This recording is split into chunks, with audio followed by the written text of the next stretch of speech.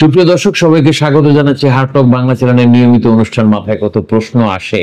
সর্বশেষ যে প্রশ্নটা আসছে সেটা হচ্ছে যে নির্বাচন কমিশনার, প্রধান নির্বাচন কমিশনার এ এম নাসিরউদ্দিন, উনি বলেছেন চট্টগ্রামের একটা ইয়েতে গিয়েছিলেন, সম্মেলনে, সেখানে ইয়েরা ছিলেন, চট্টগ্রাম বিভাগীয় কমিশনার ছিলেন, আরো অন্যান্যরা ছিলেন, নির্বাচন সংক্রান্ত বিষয়ে গেছেন, প্রস্তুতিমূলক বিষয় নিয়ে কথা বলছেন। সেখানে সাংবাদিকদের এক প্রশ্নের জবাবে উনি বলেছেন যে এনসিপি শাপলা প্রতীক চেয়েছে, শাপলা প্রতীক তাদেরকে দেওয়া যায় নাই কারণ তালিকায় নাই, এই কথা বলেছে। এবং অদ্ভুত যে বিষয়টা আমার কাছে মনে হয়েছে, প্রশ্ন যেটা জাগছে, উনি কিন্তু আরো একটা কথা বলছেন, সেটা হচ্ছে যে চাইলে নির্বাচন কমিশন প্রতীকের তালিকা বাড়াতে পারেন, সেই ইয়েটা আছে, তাদের অপশনটা আছে। এই কথাটা অনেকেই উল্লেখ করে নাই এবং তারা ওই যে মানে এ এম নাসিরউদ্দিন উনি বলেছেন যে শাপলা প্রতীক দেওয়া যাবে না এনসিপি কে, এইভাবে নিউজটা হয়েছে। আসলে বিষয়টা হচ্ছে কি, যে এই যে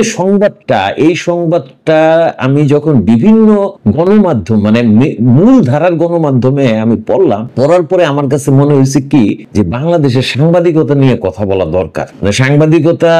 সাংবাদিকরা কেন জানি বিষয়কে এখন নিয়ন্ত্রণ করতে চায়। এটা কিন্তু সাংবাদিকতার কোনো এথিক্স এর মধ্যে পড়ে না, সাংবাদিকতার কোনো নীতিমালার মধ্যে কিন্তু এটা পড়ে না।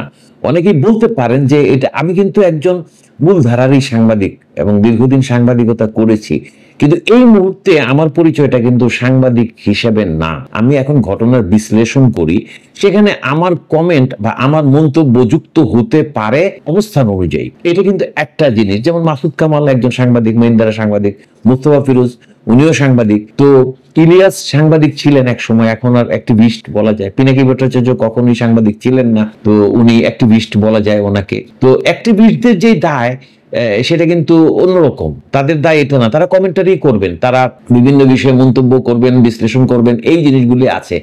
কিন্তু মূল ধারার সাংবাদিকরা ঘটনাকে, যে অনেক সময় আমরা দেখি যে একজন ব্যক্তি কথা বলতেছেন যে আমার বক্তব্য পুরোটা নেওয়া হয় নাই, খণ্ডিতভাবে প্রকাশ করা হয়েছে।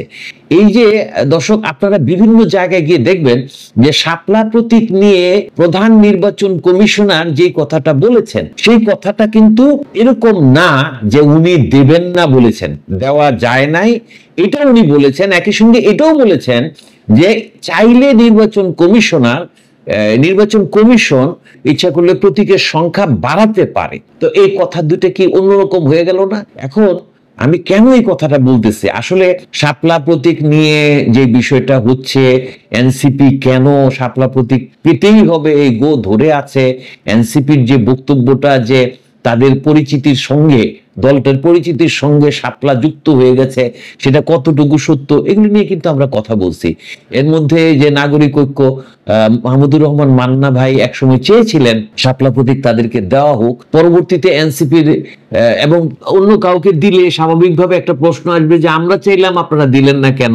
এটা নিয়েও আলোচনা হয়ে গেছে, মান্না ভাই স্বীকার করেছেন এনসিপি কে শাপলা দিলে মামলা করবেন না মান্না ভাই, তবে প্রতিবাদ করবেন, এটা বলেছেন। তো উনি বলেছেন যে এনসিপির এরা নতুন ছাত্র, এরা একটা আন্দোলন করে শেখ হাসিনার মতো ফেসিস্ট সরকারের পতন ঘটিয়েছে, তারা রাস্তায় রক্ত দিয়েছে, এই যে ইয়াটা, সেই কৃতজ্ঞতা বোধের থেকে মান্না ভাই বলেছেন যে দিলে আসলে খুব একটা আপত্তি নাই।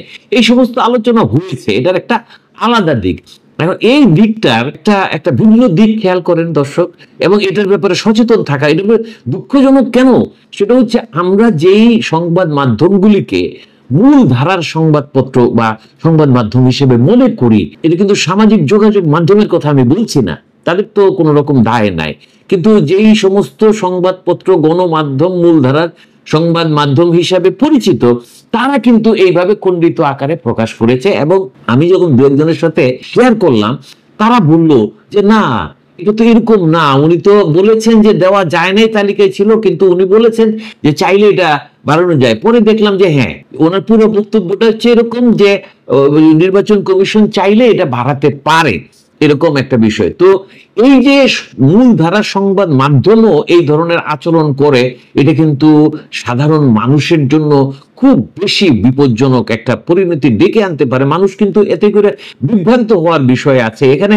আমার যে আবেদনটা থাকবে একজন সাংবাদিক হিসেবে, যে মূলধারার সংবাদপত্রগুলি বা গণমাধ্যমগুলি, যারা ইলেকট্রনিক হোক বা প্রিন্ট মিডিয়া হোক, যে কোনো মিডিয়াই হোক, যা তাদের এই ব্যাপারে অত্যন্ত সতর্ক হওয়া উচিত। আর এই ঘটনাটা কেন ঘটে এটা নিয়ে কিন্তু আমার নিজস্ব একটা আইডিয়ার জায়গা আছে, আমার কাছে মনে হয় বাস্তবতার এই জায়গাটা আছে। সেটা হলো, এই ক্ষুদ্র দেশে অসংখ্য টেলিভিশন স্টেশন, টিভি স্টেশন, অসংখ্য পত্রিকা এগুলি চলে। ফলত যেগুলিকে আমরা প্রধান পত্রিকা মনে করি, প্রধান গণমাধ্যম মনে করি, টিভি মনে করি, সেই সমস্ত জায়গায় আসলে দক্ষ লোকের অভাব ঘটেছে। এই কারণে এই বিষয়গুলি ঘটে। এই দায়িত্ব জ্ঞানহীন, এথিক্সের বাইরে চলে গিয়ে সংবাদ মাধ্যমগুলি এই সংবাদটা করে। এই একটি সংবাদের উদাহরণ দিয়ে আমি এই কথাটা বললাম। দর্শক, আপনি নিশ্চিত থাকতে পারেন এরকম অসংখ্য ঘটনা ইদানিং ঘটছে, যা খুব বেশি মানে এক সেন্সে সাংবাদিকতার জন্য কিন্তু বিষয়টা অত্যন্ত অসম্মানজনকও বটে, যে তারা দায়িত্বশীল ভূমিকা পালন করতে পারছে না। এবং এই যে খণ্ডিত ভাবে একটা বক্তব্যকে উপস্থাপন করে একটা প্রবলেম ক্রিয়েট করা, একটা ক্রাইসিস ক্রিয়েট করা, এটাও কিন্তু আছে।